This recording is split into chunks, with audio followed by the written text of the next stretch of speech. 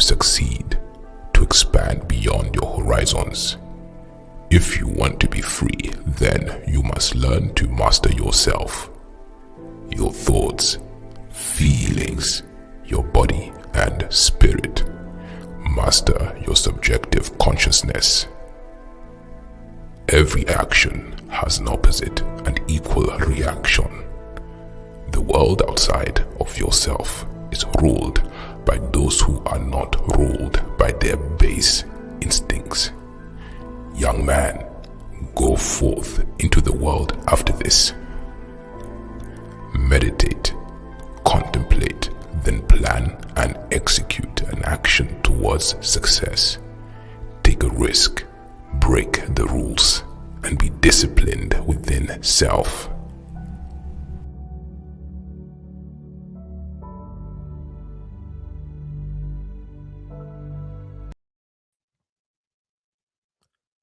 Take a risk, says J. Ibrahim. Dr. Polymath, how are you doing? Well, I have this perpetual COVID, but other than that, I'm well, I'm healthy, and I thank the Most High for this great health. And I'm not being, what's that word? Rhetorical? No, there's another word. I'm not being Facetious, sarcastic. Sarcastic, I guess, is more accurate, yeah. Okay. Okay. So you went out there. Last time we heard of, okay, so let me paint the picture. Last time I think you were on this channel, you talked a lot about leaving the UK and going to Africa, right? Now, would you mind refreshing us as to why you would do that? Because I believe you're a citizen, right, of the United Kingdom, and you have origins in East Africa, Kenya. You go back there, for the same reason, Abraham left his father's house and went over to take action, like Ibrahim says. Can you fill us in as to why you did that, what you have seen so far, any highlights, and then we can kind of pick up the conversation from there, sir. But first of all, there is a super chat already. What do you know? I think he bringeth good luck. Okay. Would you mind reading or acknowledging the super chat over here? You give it a round of applause. Thank you very much. Yeah, shalom, and yeah, shout out to Andre C. Hatchett for the $10 super chat. We appreciate the support. Yeah. Andre Hatchett. Yes. $9.99 means he probably has an iPhone. That's what I heard. That, yeah, please confirm on the chat Android. if you're an iPhone user. Although I would much prefer if you are more of an Android user. I am a true Google person. Yeah. I have a Google Pixel. I have 3 best camera. I'll bet you on it. Andre Hatchett is an iPhone person because I know the secret to telling by looking at the super chat. Oh, the colors or No. You know what the colors are. Okay, It's true. From what I hear, I haven't investigated it deeply, but if you super chat on Android, it shows up as $10. For example, like Android did not super chat $9.99. He super chatted $10.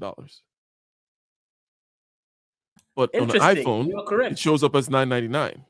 On Android, it shows up as $10. I think iPhone takes something. They have because deal with they're like, you got to take stuff. So, anyways, fill us in as to your sojourn back to the motherland, building things, and we work together in certain regards. So, what has been the path to success looking like in the past year or so? Path to success. So success hasn't yet been realized, and if I'm honest to ourselves, success isn't something that will be realized.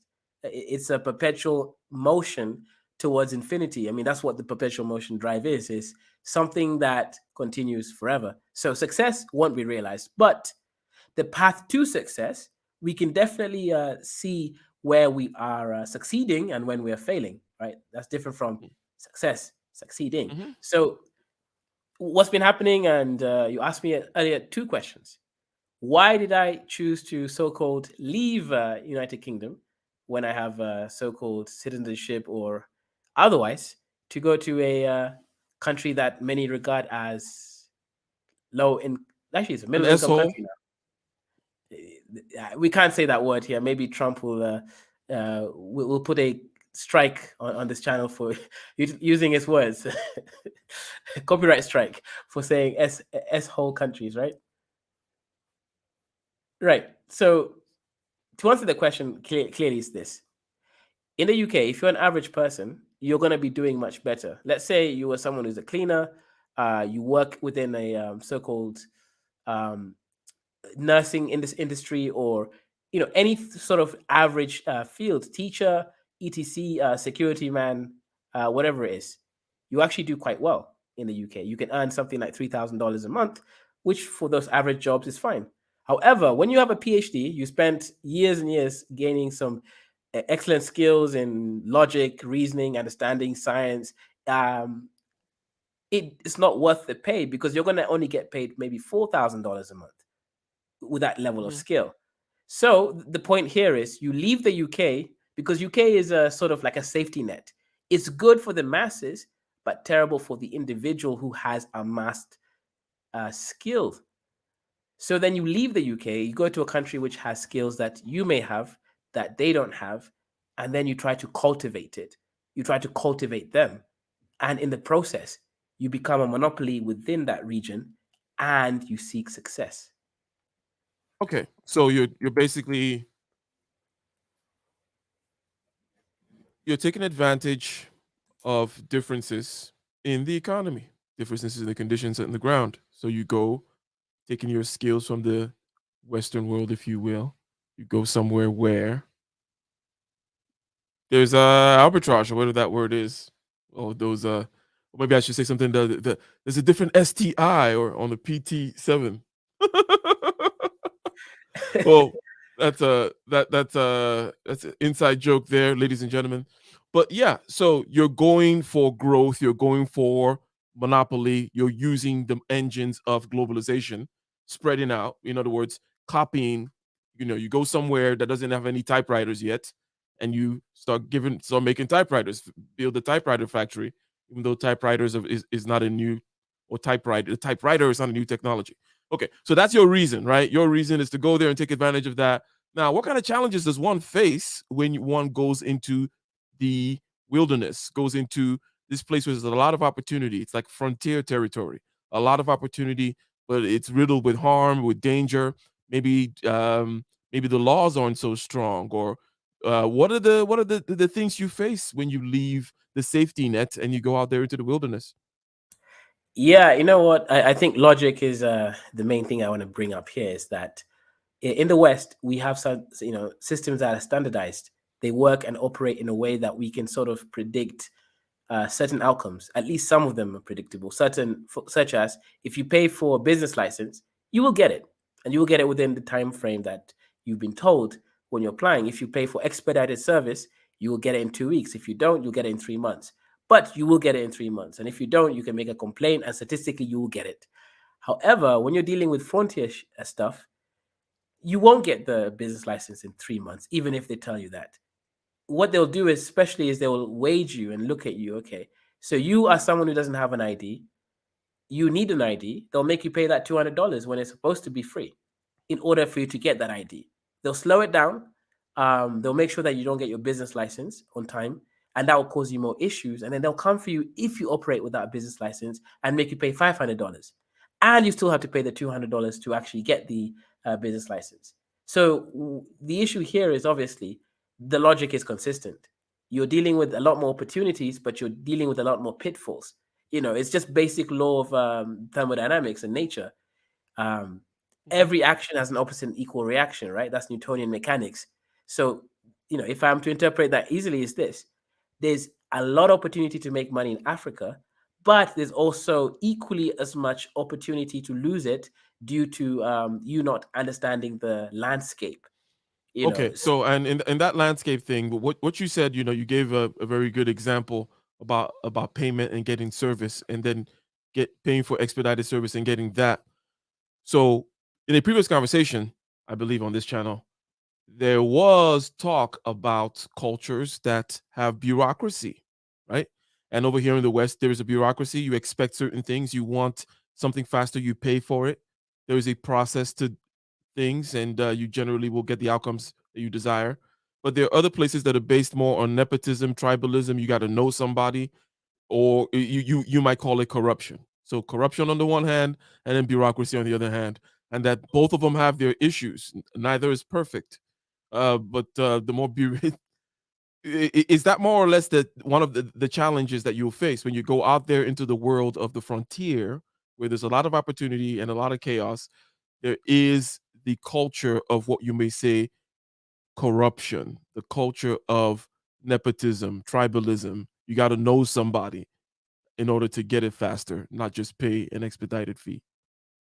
Yeah, so without sounding contradictory, if I've stated corruption exists in a previous video, uh, after some thoughts, I don't think corruption is the accurate term, because corruption assumes that this is against nature or against the norm or against will somehow, right? But if this is how they've always been and this is how they are, that can't be corruption, right? Because what are you corrupting against?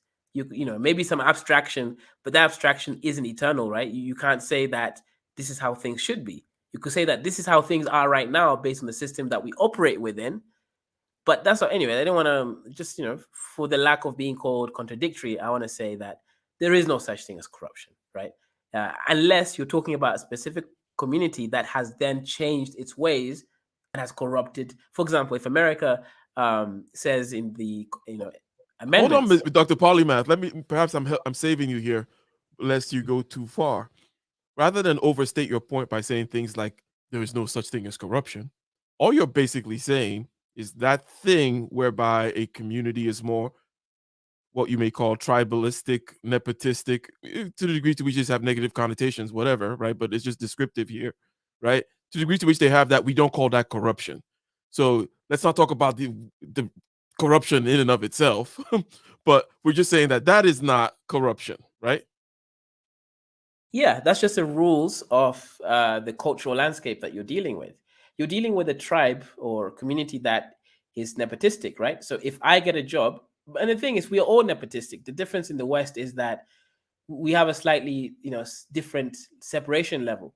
So if you, for example, see that you work with me, I produced good work in certain regions, you might want to work with me future in that realm because it's productive for both you, me, and the client. Yes or no? Mm-hmm. One could say that is so-called corruption or nepotism, but it's a little bit more nuanced than that. It's the fact that you want to deal with people that you can trust and avoid dealing with people that will cause you chaos, right? Mm-hmm. Mm-hmm. Mm-hmm.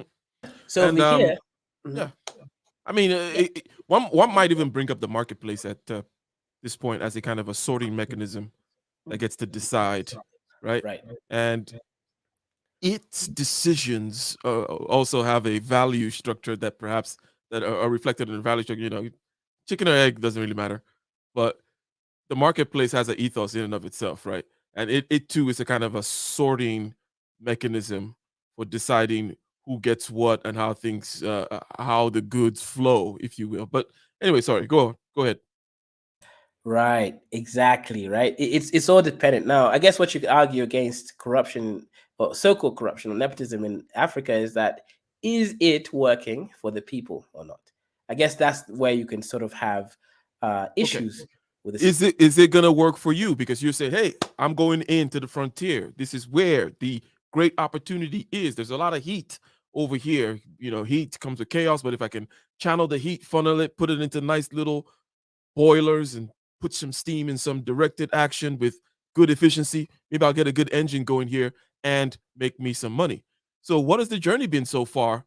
How do you overcome some of these challenges which you just said? And shout out to everybody. Please like, share, and subscribe, okay? Like the video, share, subscribe, hit the bell button, and hit all. Go ahead, Dr. Polymath.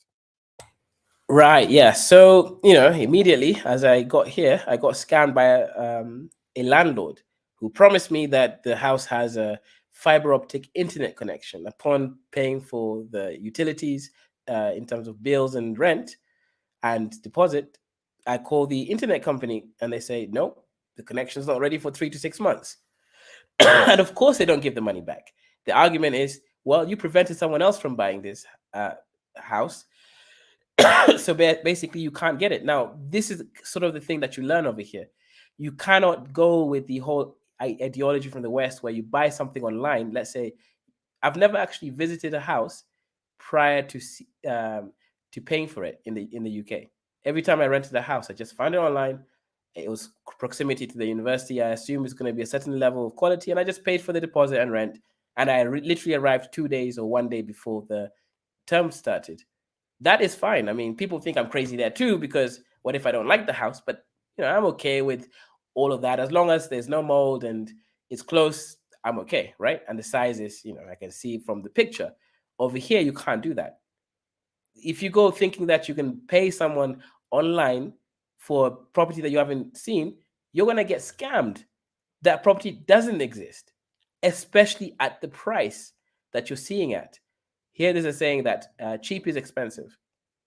And the fact is real. There was a Nigerian who sold an airline for $242 to a guy abroad, I believe from Brazil, and he never even saw the airline. So you can't do that here. $242 indeed. Or is it 242 million or something? Million. Well, that's good. So you came here immediately. You started getting kind of quote unquote scammed. You realized that you can't just transact. Yes. You have to kind of know somebody. You have to kind of create the scene where there's a shared space, some kind of, I don't know. It's like if you're not standing on this special cloth on the floor, then you can get scammed. And this special cloth is relationships and people and trust. That whole kind of a thing. Exactly. It's not. And since we're on this, you can't survive in Africa if you don't have a network. Whether that network was going to scam you or not itself is irrelevant. You cannot survive in Africa by yourself. If you think you're going to be an island over here and survive here, unless again you already have that experience, but if you don't have the experience, you're external to this environment, you will literally die. All your money will go. You'll get scammed and you will not survive. That's just a fact. And hopefully soon we're going to get into the solutions here, because after all, this is the future of success, not the future of going out there, leaving your father's tent like Abraham and then complaining all the way, right?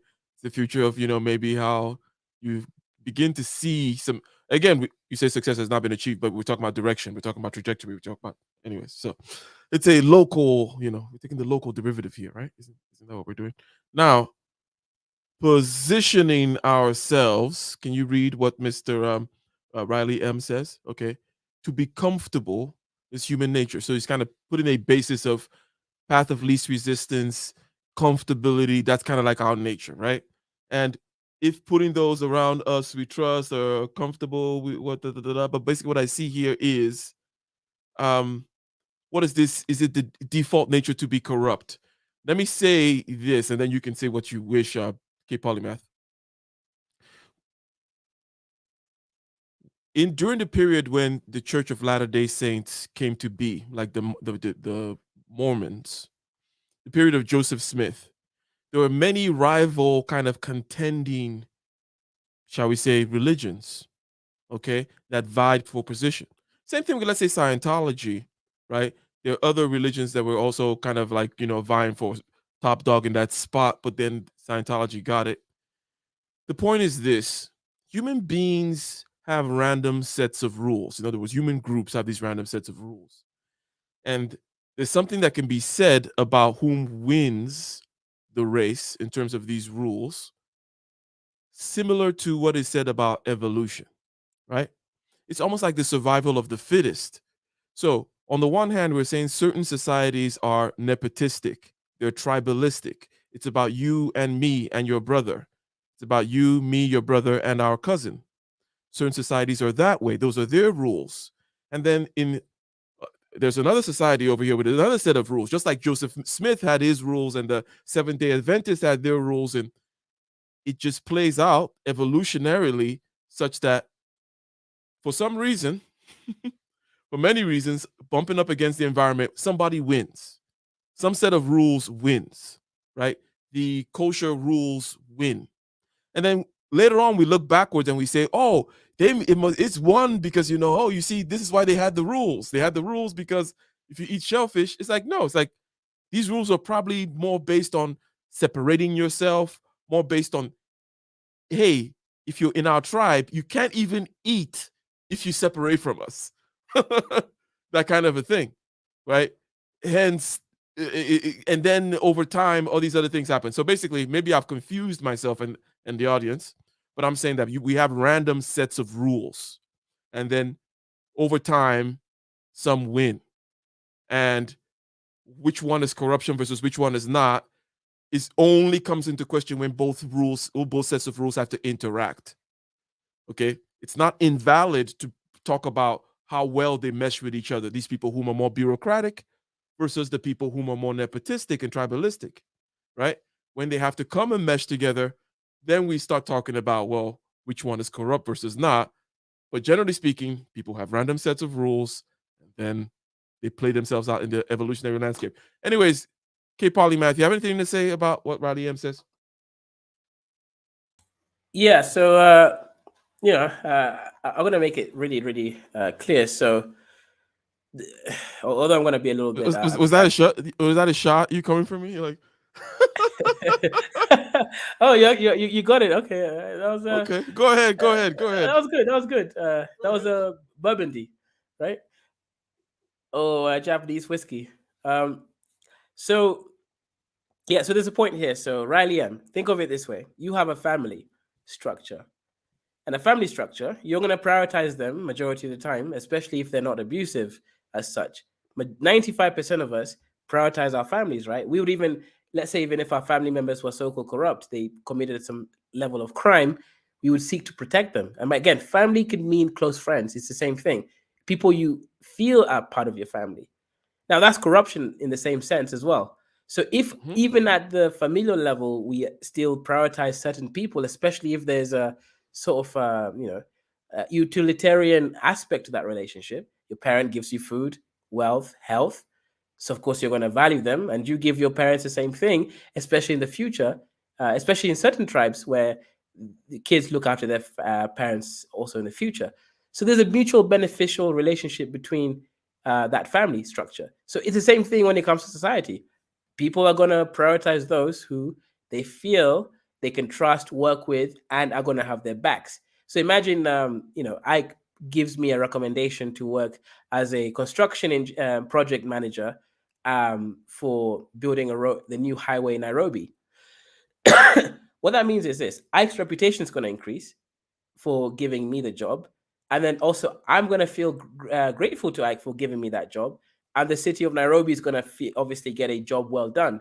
So especially with this competence ingrained in so-called nepotism / corruption, it wins and works out for everyone. So it's a very difficult thing. Let's just say in some countries, they prioritize systems. Some countries, they prioritize nepotism. Now, it depends. If the system is well built, it's going to do the best. But if the nepotism is also well worked, it will also do okay. Okay. Well, that was very much more clear. I don't know if that was a joke or it was true, but I don't know. What do you think? You think you achieved your promise? Because you came in with the promise. How did you think you did? Score yourself. Not so. I think I expanded, but in terms of like yeah, what were you going for? What were you going for when you said it? You were trying to make it clear as to. But what do you think about what I said though, in terms of this kind of a randomness? Like, hey, stop talking about why these rules, blah blah. Just like, hey, people have random rules, and some work through time, you know. Yeah. So I kind of expanded on the randomness in that, I constrained the randomness into two particular tribal narratives: the West and, let's say, the global South, which is so-called Africa. Is that in Africa, it's more nepotism. In the West, they've developed a system of systems. So that's why you kind of see that demarcation, that difference in the separated thinkings of the two types. I don't think one is superior to the other, but I do think relative to what we do and the systems that we enact, I would say systems are more powerful because they can be expanded, they can be automated. That's now where the systems have a slight unique sector, especially if you're America instead of China. If you're America, you have systems, but also you have nepotism at the top of those systems. You have autonomy. You have freedom for you to choose how you sort of want to direct things in that system. So a system which allows for brokenness, that's a superior sort of model than the fully authoritarian model that you have in China and Russia, or the more free model that you have in Africa. Yes. So pick your battle. Choose your, swallow your medicine, whichever one. And it seems like, dealing with bureaucracy and systems is the price that you pay, is the cost of doing business for getting the benefits of being able to expand, automate, and push forward whatever programs and projects you have as a group of people. And just the regular runnings of your society, if so you can easily automate them, so you don't have to think about land deeds, you don't have to think about store permits and business accounts or taxes or whatever it may be, DMVs, driver's licenses. Then you have to get into the bureaucracy thing, go away a little bit from the nepotism thing. Okay, cool. So, what are some of the things that people can try out there? You're saying that you went out there into the wilderness. You've left the UK and you moved into the, shall we say, uh, East Africa. Um, is this something that let me put a boogeyman on the room. Let's talk about Umar Johnson. Okay. First of all, are you a fan? Are you a fan of the Dr. Umar Johnson, sir? Dr. Umar Johnson, the Pan-African prince, the great grandchild of what's that freed mixed race slave that said, "I'd rather pray for Frederick Douglass? success than pray for freedom. I'll go escape than pray for success." Frederick Douglass, right? Mm-hmm. Yeah. So the now, great. okay, so you're a fan. You're a fan of this great man you just described. You know what? Okay. You know what? I'm consistent in sometimes, right? So I'm gonna give the points where I like him, and obviously the points where there's improvements that could be had. Mhm. Dr. Umar Johnson, obviously he's a doctor. I respect him for that fact. Being a black Okay. man in America and achieving that status at the time he did is Okay. commendable in the field that he did as well, right? That's a more female-centric field. Kakuna women sometimes sort of get in the way of certain things. You get the point there. So the fact he achieved it, I respect that. So I'll start with that. Now, his analysis on black boys and the school system and how it's trying to mess them up and get them addicted to drugs, and I went through that system in the UK, and I'm sure the UK is not quite as crazy as America. So I see where he's coming from, and he's right. And I actually helped fight when my East African friends came to UK, where they put him in the low English set. When this nigga got A star, that's an A plus in American context in English, but they had put him in the low set, assuming because he's from a so-called different country that he couldn't speak it. Now, because of my experiences with the school system, and what he stated, Dr. Umar Johnson, I was able to help my friend go to the parents' evening with him and his parents, speak out for him. Now he's finished a degree in law, and he's got himself a job. Okay, so he had some insights. He spoke out on a few things, and also you respect the fact that he had some parts of his academic bona fides, if you will. Now, Right. what exactly about him do you not like, especially vis-a-vis when it comes to success and expansion and actually getting things done out there in the world? Yeah. So he's a great orator, but the issue that I have with him is he promised us a Pan-African school for black boys. The school doesn't really exist. He's apparently purchased a building or renting or leasing. I don't even know, but he's apparently got a building. The lights are still, not fully done, and it's been months since he showed us anything practical. He's taken at least $500,000, right? But he's got nothing to show relative to what he's promised. And he hasn't updated us in a frequent manner where we can sort of see the accounting. He's just simply not been accountable, pardon the pun. Did he And take the money in a systematic way? In other words, why is he accountable no, to giving an account of what he's doing? In other words, why is this is between him and quote unquote whomever the shareholders or stakeholders are? Whom are the shareholders or stakeholders? Did he just randomly source money and say silly things like that? now obviously, yeah, with these things, if you could ask if there's stakeholders and shareholders, there probably is at this point, right? I'm going to make that point clear. If we are thinking of that question, he probably does have them right now. But initially, he didn't have them. I'm very sure he didn't have it initially. He used to take money from women. He goes into these sort of shows. He gives like a speech, like a preacher. These women would donate like $20, $50 here and there. He took money from people without any sort of accountability. It wasn't through like a systematic source where, okay, this 100,000 is being pledged for this. We need to see results after this. Where is this? That wasn't the majority of his funding. I'm sure he has funding like that, which is why he even has like apparently a building. I think this is very important, ladies and gentlemen, what K Polymath is saying here. Take, for example, I'll be launching a website soon, MISC, where you can rent, where you can basically solve the problem of transportation, amongst other things, okay?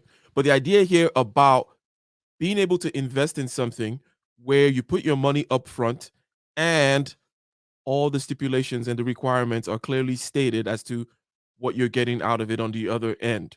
Okay, well, I would like to purchase a car. I would like to give it to this driver. The payment period is over 3 years. Here's the interest rate. Here's the insurance that I'm paying on it. And this is what you expect. So if Umar Johnson would have done that for the school, for example, said, okay, this is the website for the school. Here are the things that we need. Okay, here is the progress that is being made. Here is the things that can start to happen. Here are some of the deadlines. Okay, and yes, we'll let you know when the website is up. But we're gonna have great opportunities for you. I'm excited. I'm looking forward to it. Anyways, K Polymath, where were you? You were talking about Umar Johnson and how he did not go about getting the money the right way.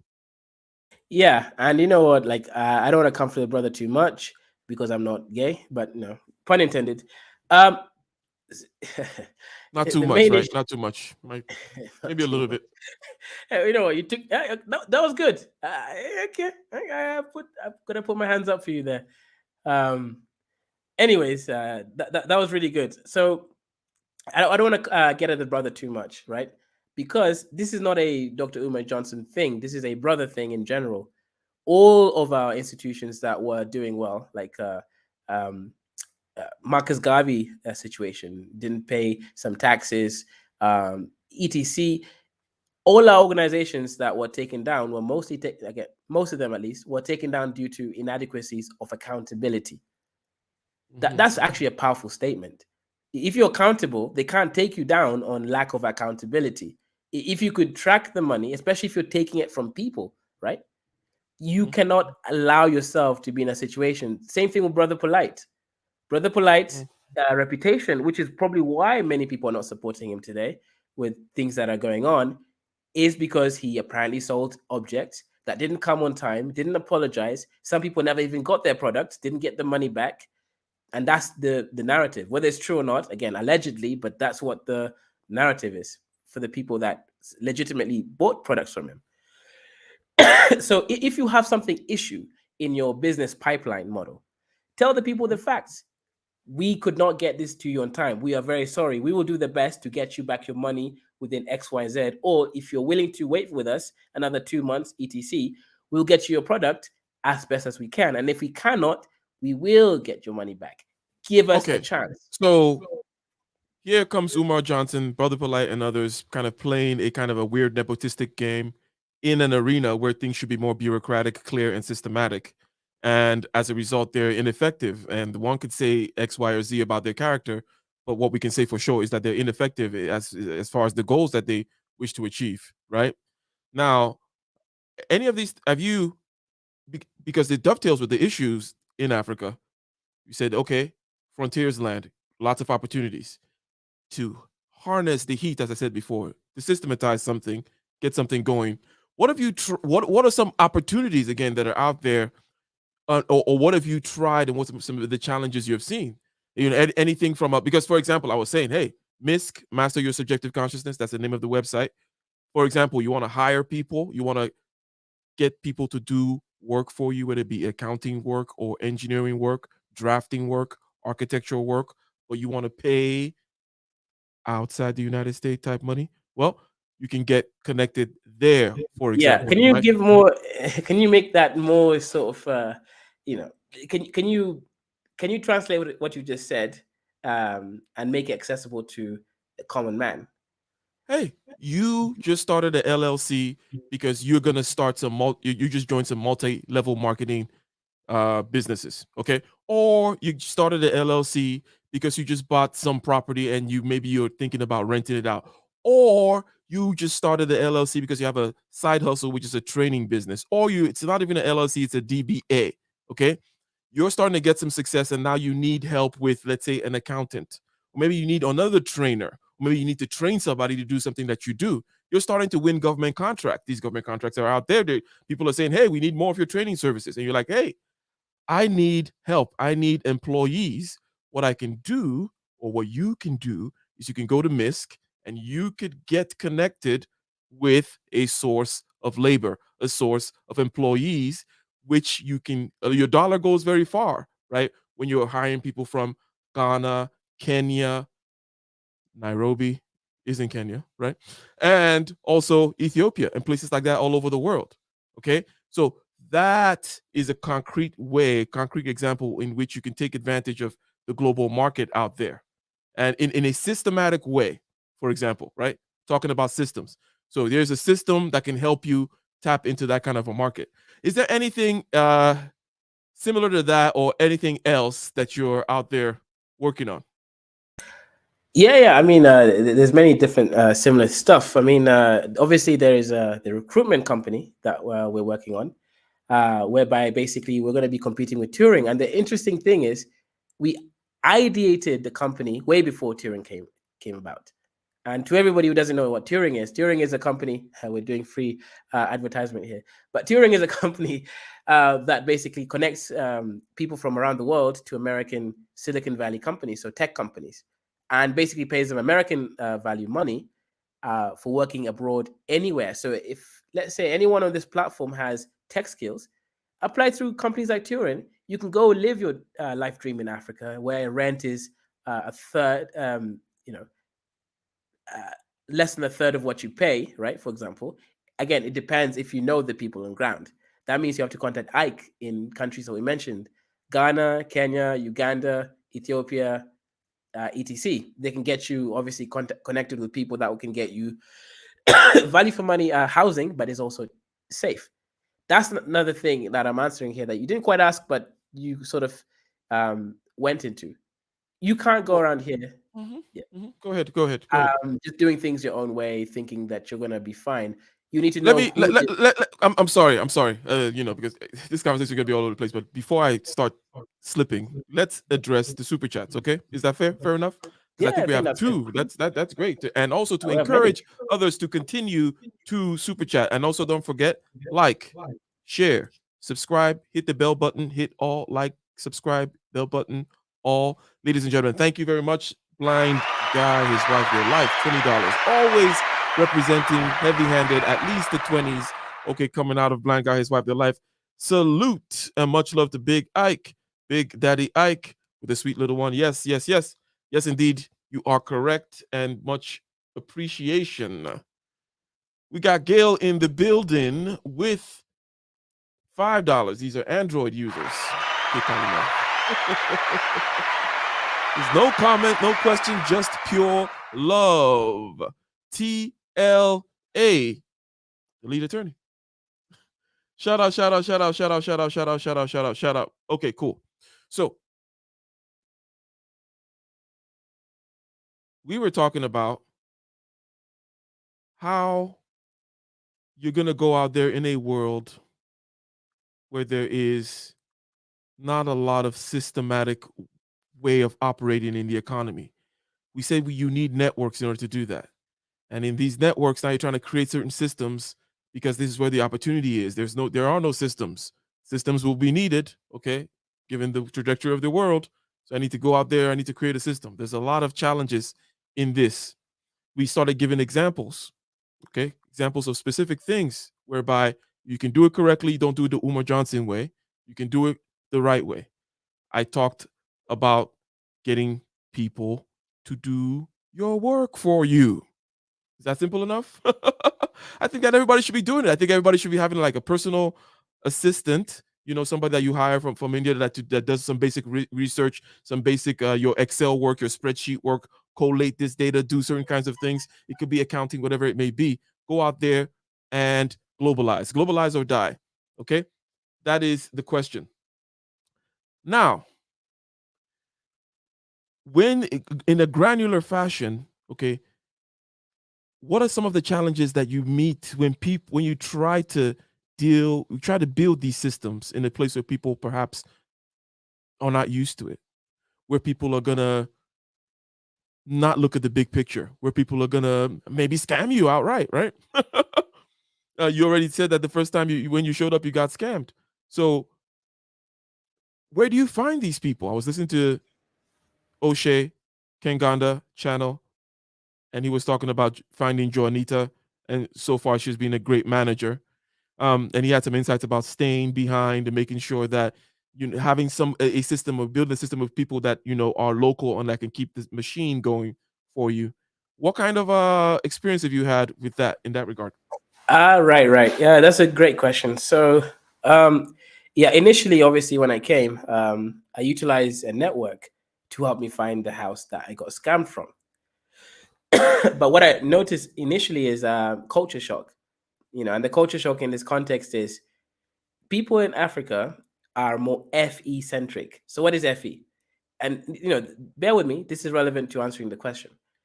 FE is meaning extroverted feeling. It's a term from Myers-Briggs Personality Type Indicator, or MBTI personality testing. FE basically means that extroverted feeling. It means that the culture thrives on sort of gestures, kindness to each other as a group. So someone someone comes to your home, you give them water, you give them the nice, comfortable chair, you give them the bigger piece of meat, you make them feel comfortable. It's that sort of game, making sure that the person's not too hot or too cold. When you're outside in the environment, it's sort of the whole making sure everybody is having a shared kind experience. Now, that's what I noticed Africa is more like compared to the West. The West is a little bit more TE, which means extroverted thinking. It's a bit more, and also TI, which means introverted thinking. What introverted thinking means is the West is more valued on truth, what can be proven to be true, or TE, extroverted thinking, which is more on what can be done. So what that means is, unfortunately, in Africa, if you're used to more of a truth or doing, is that people promise you the ends of the earth and then they will deliver you hell. They'll tell you, I'm taking to heaven. You will end up reaching in hell. And as you're on your detour to hell, instead of telling you, by the way, you are on your way to hell, because they don't want to make you feel bad for that moment where you realize that you're going to hell, they'll rather you end up in hell than just tell you and suffer the consequences of you being dissatisfied. That's what FE does. So that's how I got scammed. I trusted someone who was part of the He system. thought you were talking about iron. Maybe they have a lot of iron in their blood or something like that. So the FE culture, like, whoa, what's going on? Right. I Must be mean, from the women sun have or something. more iron in their body, and this is a more female-centric type of thinking. It's all about the feminine principle, as somebody once said. Hey, FE, feminine too. It's all. Anyway, it's so all. basically, you're wondering about, well, what's this? What do you mean FE culture? Well, think the Germans on one end of the spectrum, right? And then Yeah, just go down from there. The yeah, Germans but on that TE end of things and blah, blah, right. blah. Not that you Germans couldn't get. build products to last. They offer you money back guarantee if you're not satisfied with their product. In Africa, what they try to do is just sell you the product and then they disappear. To them, it's almost like many people don't even care about you getting what you want. They will just, there's a lot of false advertising. Someone just wants you to give them money, and they will say anything to get you to give them the money. So to finish the point off, in Africa, you have to test everything and everyone. You can't take anyone at their word. You have to prove them. The biblical principle is, if thou findest love, thou must prove it. The person, you have to do that here. All this sounds very difficult because if you look at and I will be giving salutations to, I mean, Blind Guy, his wife, their life. I mean, this is another super chat. They're out for you. You're out there selling your wares today. Shamelessly. How dare you? Says, hey, baby is here. Shout out to us Android users. Another $20. Make But sure I think you you missed the subscribe to irony. Blind Guy, his wife, their life. What is the irony? The I irony? think You mean the it's iron? I thought you were going there. Anyways, go ahead. Oh yeah, that was a good one. But I meant it seems like blind guy and his wife are having a conversation with each other. That's why there's two super chats, and that's why it was like, "Hey, baby, he's here," because that was the other one coming through. No, but never mind. It's a Fair different enough. baby. Fair enough. I, but wow. Someone says, imagine being an INTP. LOL. It's out here making fun of people's personalities. yeah, INTPs would suck in Africa because, and I get his point. It's very difficult for you to survive here as a truth focused, logic focused. Logic doesn't work in Africa. There is no such thing as logic. That's Here's something the that thing. everyone Here's the more important principle, because it's that the logic doesn't work in Frontiersville. The logic doesn't work where there's a great deal of chaos and quote unquote opportunity and potential. Right. You have to create this logic. There is Right. pushback to the creation of the logic by Yes, definition exactly. in this environment, right? So that pushback but that's where the gold is. Yes. Okay. That's where the gold is in any kind of endeavor. So right now, Africa just represents a certain kind of frontier economically, and where you can. But yes, 100%, the logic is not going to work. All right. So I'm baby. I get it. You're a loser. Now, another thing that you're going to be able to do on MISC, by the way, is that transportation business that I mentioned is fairly simple. You buy a car for $6,000, and in 3 years they pay you back $12,000. You're going to pay about, let's say, less than $1,000 a year for insurance for the 3-year period, and you're going to be responsible for taking care of some certain changes, so you can account for your expense up front. You're going to get about $100 a week, okay, within that period. Okay, $100 a week for 3 years to get you to the 72 is basically the idea. Now, for something like that, the reason I said all that is this. I said this earlier in a conversation I was in. Something about money is that there are different layers to it. There's different drawers of money you should have, right? This is the money, sacred money that I never touch, which sometimes you may have to touch, but then, sacred times happen, when the vengeance of heaven rain down upon you and you have to go and open up your last bank account and take out the money. Yeah, those times happen. Good times, sorry, as I would say. So there's that layer. And then there's the layer of, okay, this is, I'm investing in this particular opportunity. It's like a 5-year thing. I'm seeing how it'll grow layer. And then all the way down to just like, what do you call it? Like your petty cash rotational thing for which you pay your bills. That there's a kind of a lifestyle layer, the lifestyle money. Okay. And then all these other layers. So the layer in which this kind of invest in Africa and get a car business, maybe in 5 years, you have like 5 cars out there. That's in the maybe college fund for my kid, or one-time big expense possibly in 15 years type of move.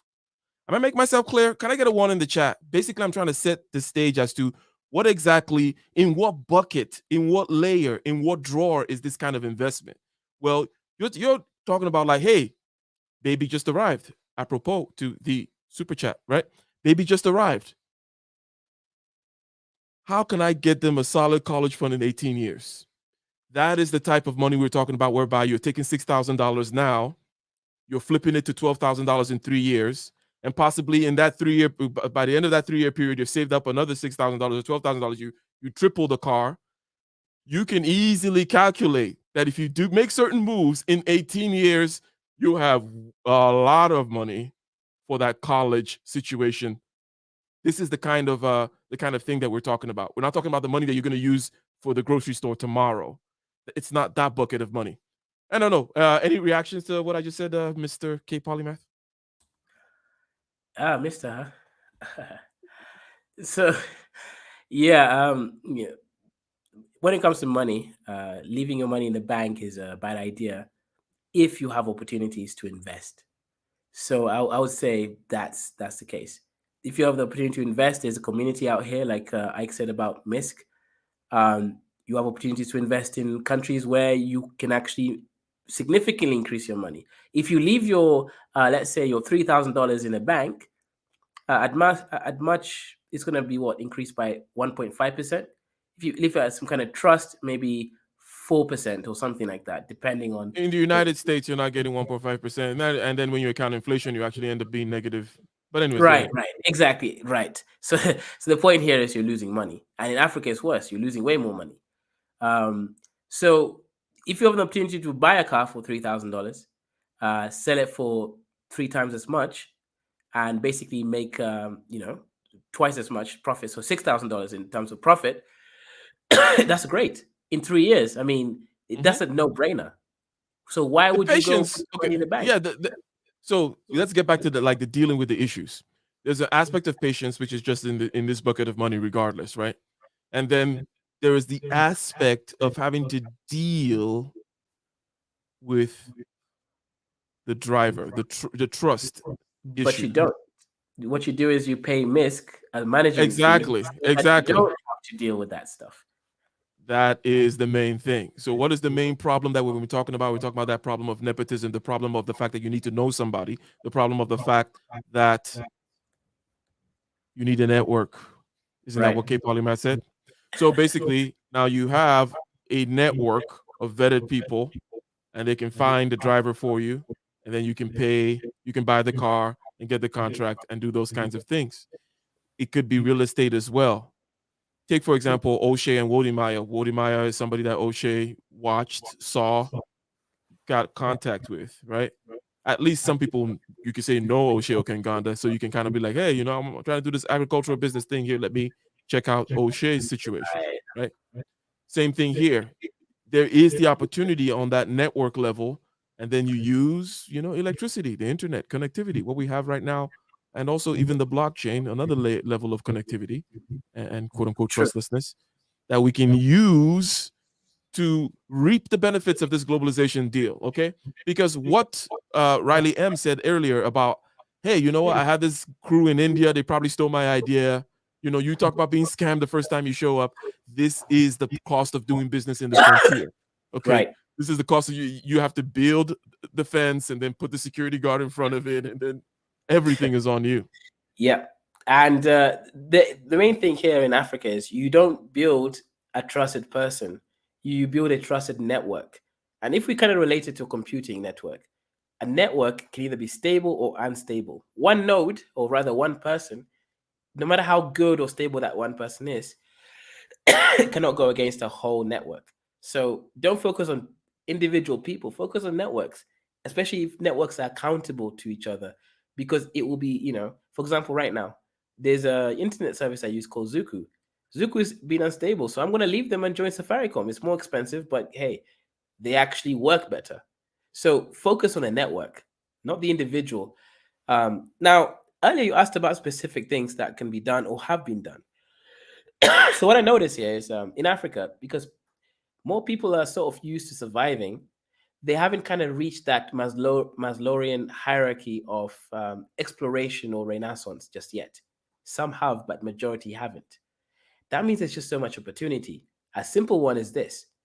Now, recently, we started doing some restaurant business, basically setting up a KFC based stuff, like Popeyes, Southern Fried Chicken, that kind of recipe. In Africa, most people don't know it. And KFC charges so much, like $2 per piece of chicken. Now, what I do is I sell it for $1.50. So it's cheaper that more people can afford it. And we still make profit. So, and the profit was made You selling immediately. COVID chicken? Right, right. Selling chicken without even having a store yet. That's the interesting thing. You can take into effect the globalization. We haven't even found a actual physical store. We were sort of renting a small place, but the chicken's being sold from the home base. You put the shop online on Uber Eats or Bolt or Glovo. There are many tech entrepreneur companies. And then also you market your stuff, you get the flyers, you do the deliveries around the estate for free, right? But it's not really free. You just sort of add on the price anyways, right? And that's it. You build on, you have the TikTok video channel where you show the really high quality food. You have testers, you have people sharing your food, giving, accreditations, etc. So the business can be done here. Like the whole flyer thing. Most people still don't even know that you can just, in the West, that flyer thing is outdone or overdone, should I say? Because everyone's doing it. Here, you can do it because almost nobody's doing it. You don't have much competition. You have a good KFC competitor. The flavor is good. You're local. You have it on all the major delivery services.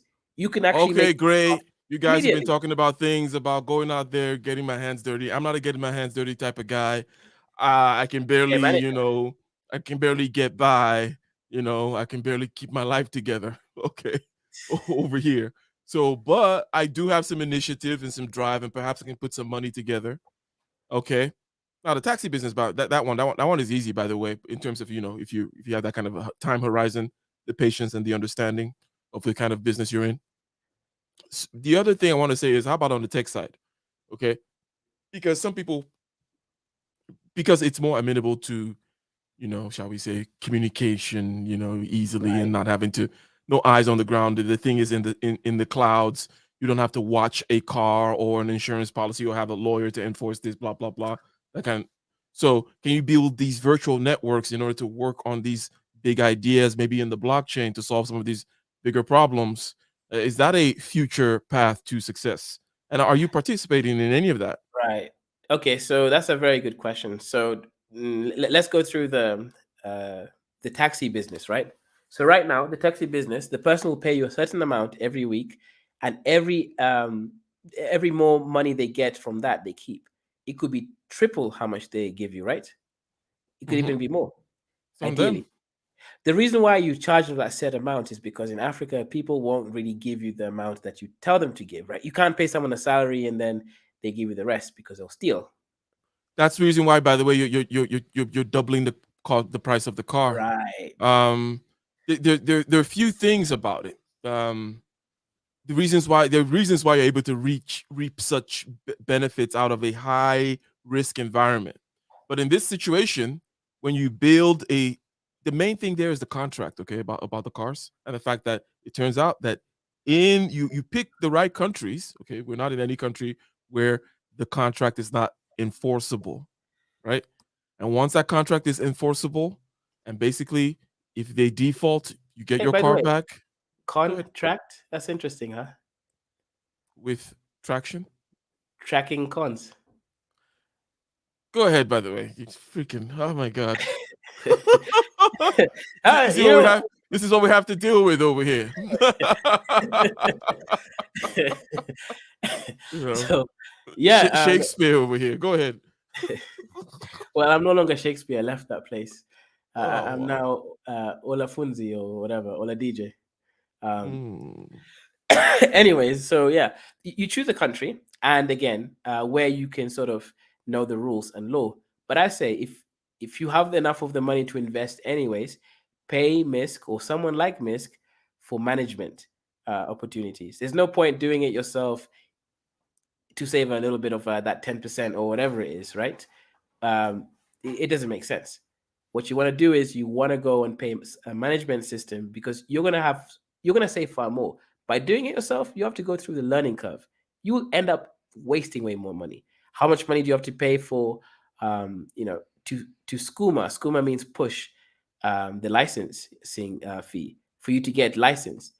Are you going to be able to, with if you're not a Ghanaian citizen, be able to register? There's a lot of issues that go where it's just pay a management Yes. system.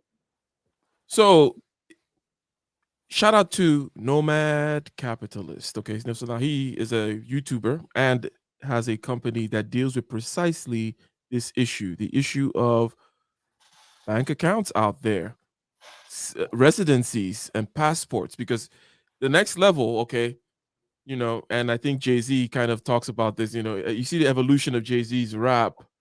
First of all, people talk about money, right? And then as they get more and more successful, they might go through a phase where they talk about things, right? And then they start talking about like ideas, like how moving certain things. Um, anyways, it's not so important here. I don't want to get off track. I said, but basically, Riley M has this issue. Okay. And I know we circled around it and we've talked about solutions, but Riley, if you're still in the chat, does K Polymath's solution work? Saying, hey, hire people, get these contracts, talk to nomad capitalists if you're going to do some kind of immigration type thing, figure out the rules, understand the landscape, get the networks, right? It dovetails with what O'Shea says as well, which is you can't just, you have to, in his case, he says, go to the place a few times, especially for the kind of thing that he's setting up. You have to do that, right? So hopefully that, can we say, answers your, but the whole point is at some point you start talking about passports. Okay. That's the level of, at some point it's like, oh, you got money and what this, and then you're flying from, it's like, okay, cool. But now I want passports. I want residencies and different things like that. I want to be able to have different domiciles. I want to have different places to keep my money. Okay. Now, you don't have to be at that level to start to get the benefits of a global world. You don't have to wait till, you have a yacht. Is one of my points. But anyways, we were talking about cyberspace, right? Any more ideas on how people could take advantage of cyberspace? And Really, I don't believe in ideas. I'm still a low-level rapper. I believe in practical things that people can do. go ahead. Yeah, so I don't know if you know about NFTs, non-fungible tokens. Right? So Non-fungible tokens. And to yeah, those, if we just look at the words, fungibility means being able to copy, right? copy, rub, Okay. erase, exchange. And by the way, a very important thing that happened in the history of manufacturing, it was when things became fungible, right? Because this part can be used in any rifle. That's a big thing, because before it's like every part is kind of custom to each piece. You cannot have the precision such that you take apart from this gun, it fits into the part of this other gun, if you understand what I'm saying, right? So fungibility is a big deal when it comes to manufacturing. You want things to be fungible. You can take this piece from this part, this piece, this piece. But when you say something is non-fungible, meaning that it has an identity which cannot be replicated. Let's say the Mona Lisa, for example, the Mona Lisa or the Eiffel Tower, right? Sure, there's one in Vegas, but it's not the Eiffel Tower, right? It's non-fungible in that kind of a way. Go ahead. Yep, exactly.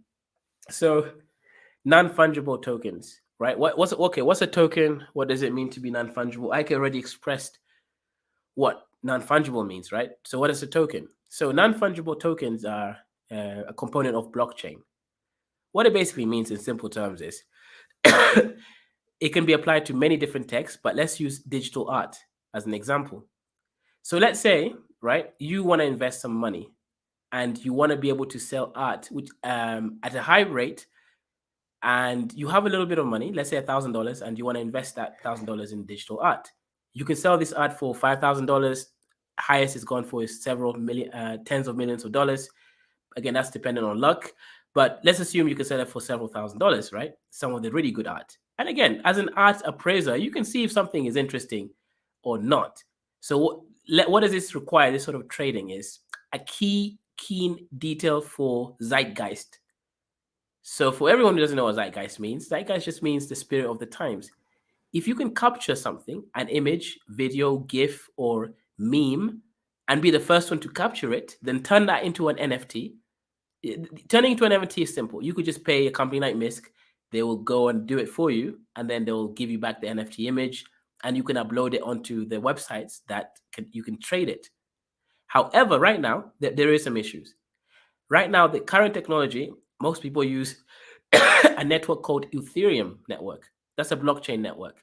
Right now, unfortunately, the gas fees is basically, in layman's term, how much energy it takes to basically decode and decrypt and recode the network in order to basically make a transaction occur. It's about $20. So in other now words, run right, the system. right. It's about $20. That's quite expensive, right? Just for uploading one digital art. However, Ethereum 2.0 is coming out. Yeah, I believe it's already out, but I don't know. Let's just say it's coming out very soon. that the gas fees is going to be less than $1, right? That means if you have $1,000, you could, in theory, if you are smart, you go to Africa or you have a connection in Africa. Let's say, let me give you a simple example. Go to Ethiopia, or rather, have someone in Ethiopia with a very good camera, Google Pixel, or Canon D XLR, or whatever it is. Take an image of the Ark of the Covenant. If you take the picture, the first real picture taken right now with the Ark of the Covenant, and claim that's the real Ark of the Covenant, and you upload it, the NFT has a timestamp and a digital record, so that is the Ark of the Covenant. You've authenticated the Ark of the Covenant. You get my point there. And now that is the Ark of the Covenant, and that shit is gonna sell for a lot of money.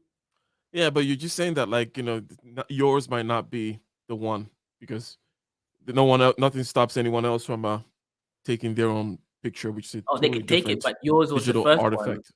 Yours was the first. I know. That's the And idea that's of the what- Mona Lisa, right? You Right. can have many copies of Mona Lisas and many copies of the Eiffel Tower, but it's the first one. But however, the firstness of something is not in and of itself important, right? You could be first at whatever, but nobody gives a crap. In this case, right? it I'm is. just saying.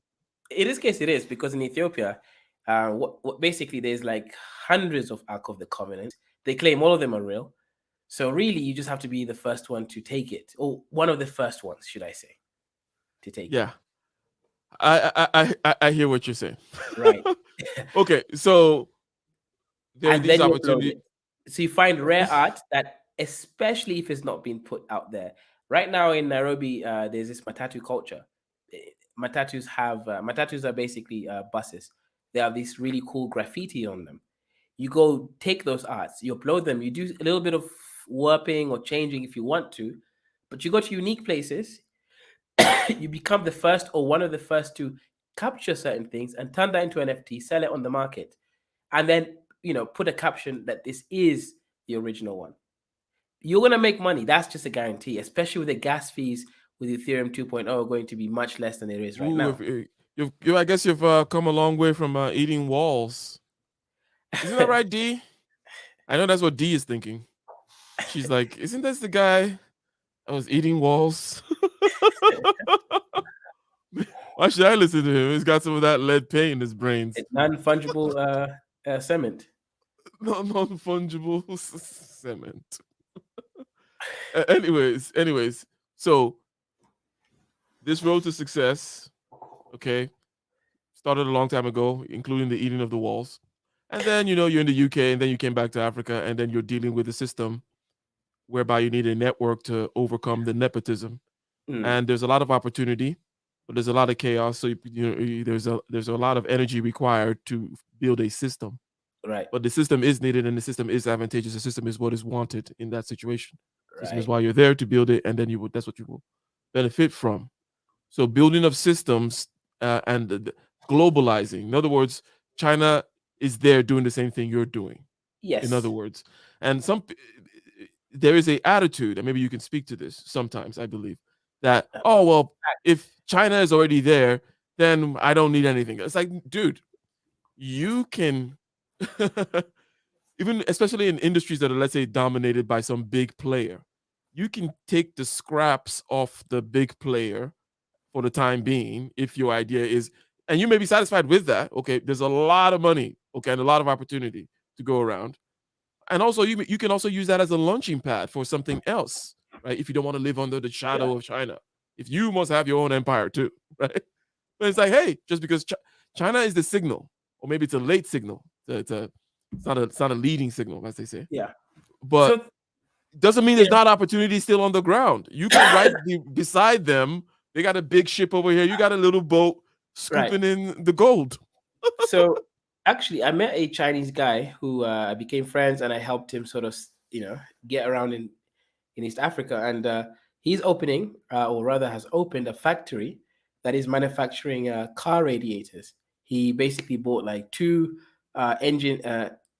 machine engines from China for about $5,000 each. He brought it over here. Now he's manufacturing or set assembling radiation radiators. Over here, they're so expensive, $200 for one.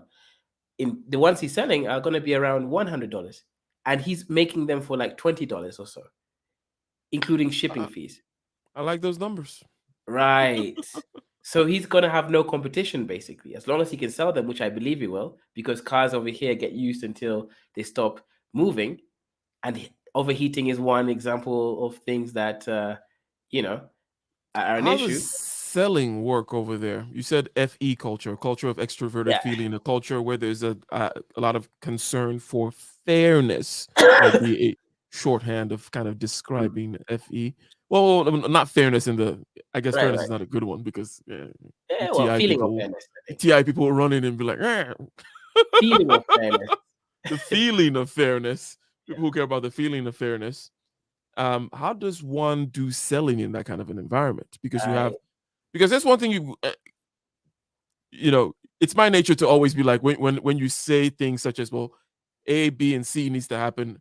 I always see all the obstacles or the shapes of the doors that A, B, and C take, and which particular shape you have to take in order to pass through them efficiently, and all that kind of stuff. So in a culture where there's a lot of FE and you're trying to sell something, just because there's a market for it doesn't mean you'll sell. Right? True.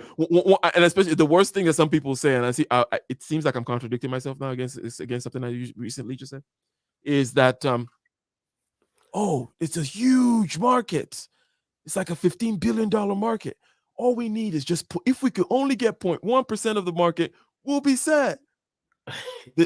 And the truth of such claims is those are very highly competitive markets. You are not going to get 0.1% of the market. Okay. No. Right. You should be telling me about a situation where you're going into a new space, relatively new. Okay. So not completely brand new. Or they call that the blue ocean. In the blue ocean, you're just going to drown. No one is there yet. It's not ready. The red ocean is like trying to open up another restaurant in Manhattan.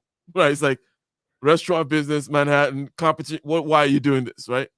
But you want to find a sweet spot, let's call it the pink ocean, where there is still activity already, but there's still a great deal of opportunity. So that if you go in there, it's not like you're Watery just trying to guts. peel off. Go ahead. Sweet watery guts. Is that what you mean by the pink ocean? The sweet watery guts in the pink ocean. Okay. Yes, the viscosity, as they call it. In this sweet pink ocean, you have these opportunities that you have some competition. Okay, that shows that there's demand, right? There's a demand, but somebody hasn't nailed down the best way to deliver on this particular product or service or software or whatever it may be. So, all that to say this, the selling is one of the shapes of the doors that I always see when people say, well, you just sell it because of, I'm like, that's not how selling works. Right. Okay. It doesn't. So how does selling happen in a FE situation? Because Yeah. selling involves, you prospect these people, Right. you give them a reason to want to talk to you, you show them a problem that they have, convince them that they need to pull out dollars, to solve that problem. Right. How does that happen? So, yeah, let me give a slight detour and then I'll go straight into it. So today I went to Kibera. I was with a friend, and just to make sure I was going the right direction, I asked, "Is this which way?" No, you don't ask, "Is this?" because with FE culture, someone will just agree with you based on your own assumptions. So it's not a TI culture. They're not going to catch themselves in the moment of explaining. So you ask, which way is to X? Don't ask, is this or isn't this the way to X? Don't do that. Ask, which way is to X? If they don't know, they'll tell you they don't know. And if they, again, it's more likely that you'll succeed. But anyway, that's irrelevant to the main point. The main point here is I asked someone for direction, and I didn't really say hello. You're supposed to say, hey, how are you, auntie? Like, I hope you're doing well. Do you have any chance to tell me which way is X, Y, Z? To talk to people in Africa, or any other FE countries, you need to be able to engage with them, make them feel like you're their son, and that's what they're going to in turn do to you. You have to kind of engage them in a way that they feel comfortable to divulging information to you. So that's how you sell in Africa. You don't sell by just presenting a superior product. For example, it's actually by the narrative that you sell. See, in America, or at least in Germany and countries like that, at this point, superior products win out more often, at least these days. But in Africa, It's not about the superiority product, although that also matters across time if you're trying to make sales across time. However, when you're trying to make sales now, it's about the narrative. You stop someone, you call people up, you're like, hey, by the way, I know you're paying this amount of money for this radiators. We can sell it for you cheaper. And yes, it is the same good quality. We promise you. You don't even go with like, oh, money back guarantee and stuff. No, you promise people. Here, people love to hear tales of promises and you basically guaranteeing it through word of mouth. That's how you make sales. You convince the person that they can believe in you, that you are telling them the truth. Okay. So if you get this networks, you're going to already be in a good position. Here's what I'm saying. Okay, because in America, in a bureaucratic place, what you can do is you can stay solo behind your computer and start starting businesses. Okay. And you pay this fee and you get this and you register with the Secretary of State in your state, right? You can do these things and you can then maybe begin, get I don't know what it may be. But then when you get into the marketing of something, which is, getting your customer, my number one rule, get a customer. You start telling me about something, I'm like, well, do you have a customer yet? Right? Where's the customer? How soon can we get it to a customer? It could be a free customer.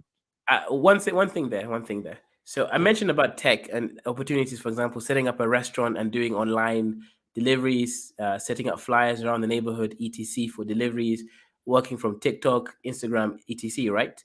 However, when it comes to marketing, you can't rely on online in Africa. Like, let's say Ethiopians don't actually use the internet that much when it comes to marketing because it's slow.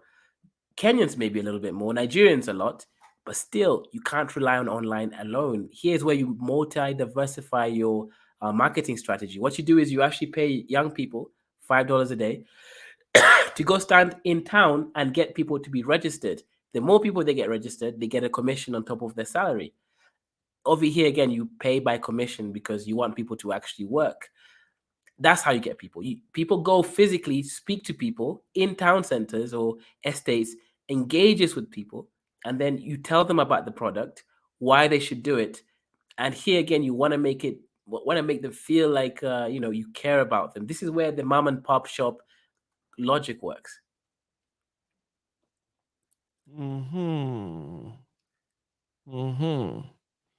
Okay. So I think that we have a clear picture of what the road is looking like so far out there in Frontiersville.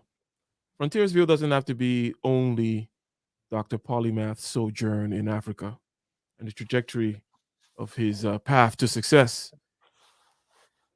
Frontiersville could be you starting that new endeavor, you picking up that new big book, maybe you starting that writing of that book, poem, or whatever it may be. Maybe it is starting a side hustle. And in Frontiersville, you're going to face these similar issues of having to create a system against a backdrop of chaos. Okay, because even in the bureaucracy that I described, when you get into that marketing and selling stuff, when you actually have to reach out into the marketplace and grab that customer, which is the most important thing, by the way, because you and the customer are in a dance. That's the whole. And the sooner you're able to get in that dance, even though because it's not about money, what I'm talking about right now. I'm talking about the fact that the customer will be able to tell you whether you have product market fit. Will be able to guide you through the iterations. Will tell you what they actually do like or do not like. You have an app. It has 10 features. They only care about feature number 3. They don't care about all your crazy other silly features. You thought that it was all about the feature number 7 to 10, and maybe 6 and 2. But it's like, no, they only care about 3. Feature number 3. So the earlier you get that, the sooner you get it into the hands of your auntie or your coworker or whatever it may be, sooner you get it into testing in the real world, okay, which the marketplace here represents. Real world, get it into contact with the real world, the sooner you're going to be able to evolve that thing. All that stuff there is almost by definition, right? So I say that by way of last word, K Polymath. So any final, shall we say, because this has been bringing us up to speed as to the path so far from the eating of walls and then back to Africa, and now you're eating chicken. Selling. eating, selling. but yeah. What are you? Oh, you're eating it too. Okay. So, any final words here? Okay, and we'll be back probably in about a week. To talk some more specifically, maybe in the tech area. Okay, because you Right. said different things all the way from, hey, you could invest in a car, you could hire people to work for you. Right there, that's your competitive advantage right now. You're paying your accountant or whomever a fraction of what your US competitors are paying them. How can you do that? How can you get good vetted fine people? How can you institute a training program such that as you get new employees, you seamlessly automate them through the system? But anyways, K Polymath, what you got for us? Yeah. Shout out to everyone in the channel, especially Blind Guy's wife for being the official sponsors of this show. We really, really appreciate it, and everybody else who donated and showed up in the chat, and anyone who's gonna watch the replay. Now, I'm gonna focus on one thing that you said there about opportunities, especially in tech. Right now, not in tech in Africa, what you can do is solve problems. What that means is if you have a solution to, let's say, an African problem, you can How actually about this apply for. problem? He wants to make the internet faster. How do you make that? That's a How do you- good problem. Yeah, that's a big problem. I don't think. Well, okay, that's a big problem. What you need to do is do deals. Go to speak to Vodafone, right? Vodafone is in several African countries. In Kenya, it's called Vodacom, which also owns a share of Safaricom. Same thing with South Africa. So go to a company, maybe a competitor of Vodafone that has technology of actually building, let's say, fast connections services. Speak to them and try to get, let's say, a license to operate in a certain country. Most of Africa is quite slow, so go find a country that doesn't have a market. I'll give you an example: Burundi. There's only one university in Burundi, really. I'm guessing the internet connection there sucks because you're not going to have a lot of money. The GDP per capita is still quite low. But what you could do is similar to what M-Pesa did or Safaricom did in Kenya is create cheap bundles. A 5-minute call, charge like 10 cents or something. People can afford that much to call back home. Then create mobile money in that country. So what you do is you target the countries that are underdeveloped and solve that problem. That's what Safaricom from Kenya has done. They've won and bid it and won for a license in Ethiopia, and by March they'll have that license. So that means the Ethiopian internet connection is going to be much faster. That's one of the major reasons why I went to Kenya instead of there. The internet was too slow, and now if you wanted to solve that, go do some big movements, do a PowerPoint presentation, look at case studies of the past, give specific examples, and then show the company how much it's going to cost to implement this, the cost of returns, population-wise. So let's say in Ethiopia, simple, 120 million people. The mobile money there, the company that they're using is MTN, which is a South African company that's also in Ghana. And as you know, this is extremely slow. They use USSD codes, and it's just too slow. The transaction per second is very, very slow compared to M-Pesa by Safaricom. So the point here is Safaricom has put themselves into a market, they're solving a problem, and they're going to make bank. If you want to do that, you become a facilitator. Right now in Africa, a big point is being a facilitator. Go and seek out, write emails, try to get in LinkedIn, try to get meetings, even with low-level guys who are trying to struggle to get into the managerial positions. Have meetings. Don't give too much away, right, of your strategy.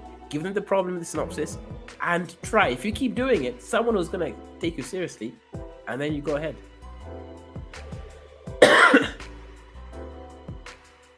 All right. Is the beat soothing your COVID? Well, you said the beat. Yeah, you can't really hear it, or no? No, I can't hear anything. Okay, can you hear this now? Nah. That's interesting. Hey, checking for you, a blind guy. Can you guys hear the beat that I am playing? I don't think so.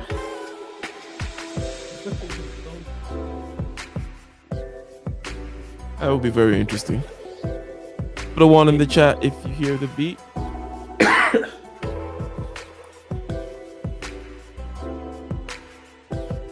It's the beat test. Also, if you go to Addis Ababa or Nairobi, make sure you get yourself an electric heater. this place is too cold at night. Well, they hear it. Why don't you hear it? What's going on with you? That's interesting. We hear it fine. Now it's loud and interesting. Yeah, I don't hear anything. You don't hear any music. I only hear you speaking. Oh, okay. You're running away because I was gonna ask you to freestyle. You see how it is, blind guy? You see, I can even record myself. You know how it is. They're like, oh, all of a sudden they can't hear the beat. All of a sudden they got weak knees. It must be some juju that you're working on. Let's see. How are you sharing? It's all good. It's all good. It's all good. We will be out. He needs some milk. Say he needs some milk. Okay, the music is adding validity. So, all right. Until next time, ladies and gentlemen, we are out. Peace. Out of here.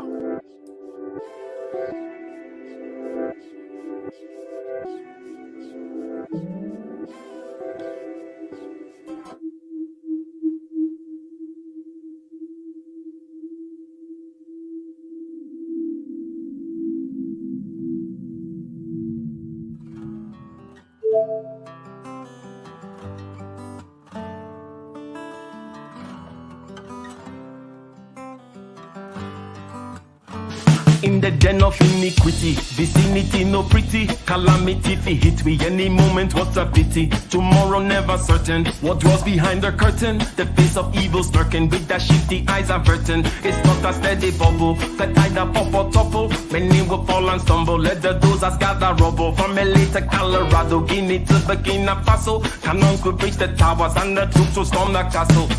I say, run, come, make we get it.